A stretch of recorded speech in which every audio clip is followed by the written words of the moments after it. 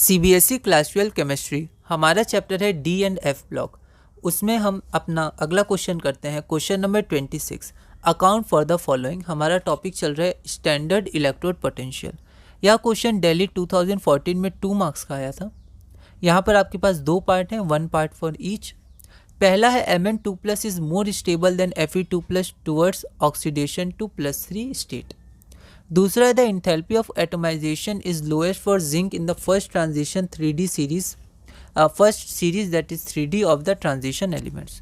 तो एक बार आप इन दोनों क्वेश्चन को ट्राई करिए, फिर हम लोग आगे बढ़ते हैं।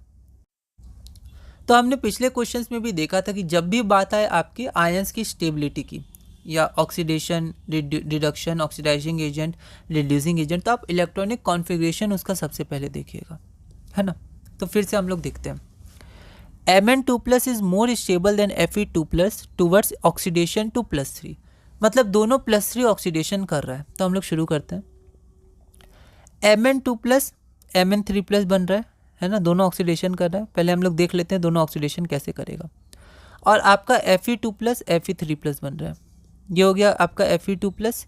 ये क्या बन रहा है? ये आपका बन रहा है Fe3+, ठीक है।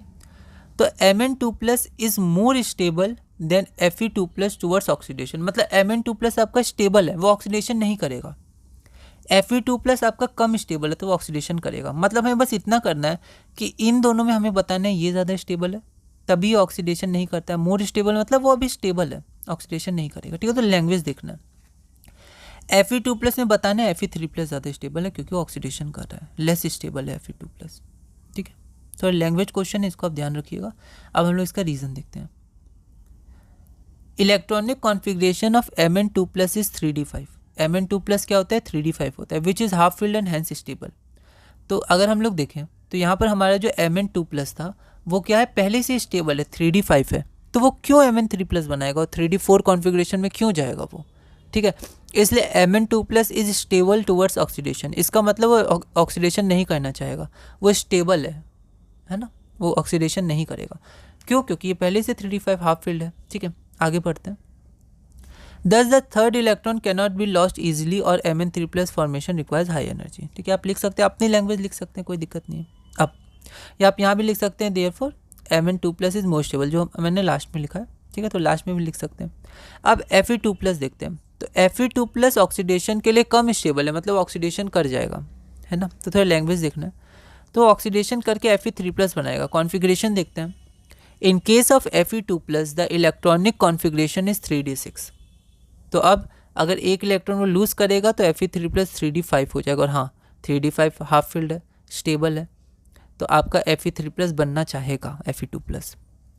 इन case of Fe2+ the electronic configuration is 3D6, hence it can lose 1 electron easily to achieve half filled stable configuration of 3D5। तो वो 3D5 अचीव करेगा, इसलिए वो बनना चाहेगा। Hence Mn2+ is more stable than Fe2+ towards oxidation to +3 state, जो हमारा required answer है। एक बार आप लैंग्वेज देख लीजिएगा। ये सब थोड़ा इनऑर्गेनिक, थोड़ा थ्योरी चैप्टर्स होते हैं as compare to physical and organic, तो इसलिए हमें ध्यान रखना है लैंग्वेज में, ठीक है। सेकेंड क्या था हमारा? The enthalpy of atomization is lowest for zinc in the first transition of the transition elements. तो एटमाइजेशन मतलब एटम्स बनना। तो पहले जो मेटेलिक बॉन्ड या जो बॉन्डिंग बना रहे हैं वो लोग, ट्रांजिशन एलिमेंट ज़्यादातर मेटेलिक बॉन्ड बनाते हैं, तो उनको ब्रेक करने के लिए, एटम बनाने के लिए, 1 मोल एटम उनका, ठीक है। तो जो एनर्जी देनी पड़ती है वो हीट ऑफ एटमाइजेशन होती है। तो जितना ज़्यादा स्ट्रॉन्ग बॉन्ड होगा उतना ज़्यादा हीट ऑफ एटमाइजेशन हमें देना पड़ेगा, ठीक है। तो उतना ज़्यादा हीट ऑफ एटमाइजेशन होगा, या इंथैल्पी ऑफ एटमाइजेशन। तो इंथैल्पी ऑफ एटमाइजेशन जिंक के सबसे कम है। तो कॉन्सेप्ट के अनुसार हमें ये बस बताना है कि जिंक में बॉन्डिंग कम है। जिंक और जिंक के बीच में इंटर एटॉमिक बॉन्डिंग क्या होती है? कम होती है, जिसके कारण कम एनर्जी देनी पड़ती है उसको एटम में कन्वर्ट करने के लिए, है ना। तब हम लोग पढ़ते हैं the enthalpy of atomization depends on the extent of metallic bonding, कि आपका मेटलिक बॉन्डिंग कितना स्ट्रॉन्ग है स्ट्रक्चर में, which in turns depends on the number of unpaired electrons. अब वो मेटलिक बॉन्डिंग किसके बीच होती है? तो डी इलेक्ट्रॉन्स के बीच, है ना, क्योंकि अनपेयर्ड इलेक्ट्रॉन्स होते हैं वहाँ पर, डी ऑर्बिटल में अनपेयर्ड इलेक्ट्रॉन्स होते हैं, ठीक है। तो वैलेंस में वो लोग बस निकलते हैं, तो चारों तरफ से वो लोग बॉन्ड बनाते हैं एक दूसरे एटम्स के साथ, ठीक है।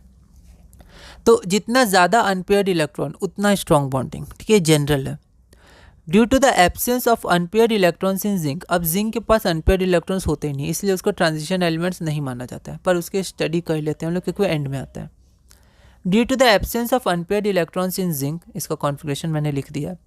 द मेटेलिक बॉन्डिंग या inter atomic bonding is very weak, ठीक, तो वीक होता है as compare to other D elements, 3D elements.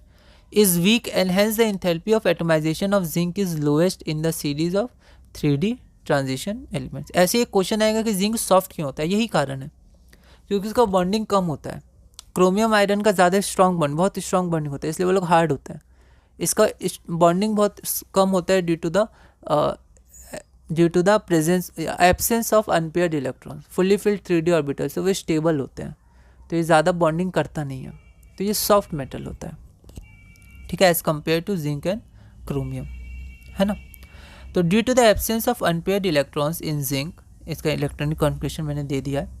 The metallic bonding और inter atomic bonding is weak and hence the enthalpy of atomisation of zinc is lowest in the first series 3D series of transition elements, ठीक है। ये हमारा अब अगला question है, question number 27। यह question all India 2012 में 2 मार्क्स का आया था। एक बार आप इस क्वेश्चन को ट्राई करिएगा, अगली वीडियो में हम इसे सॉल्व करेंगे।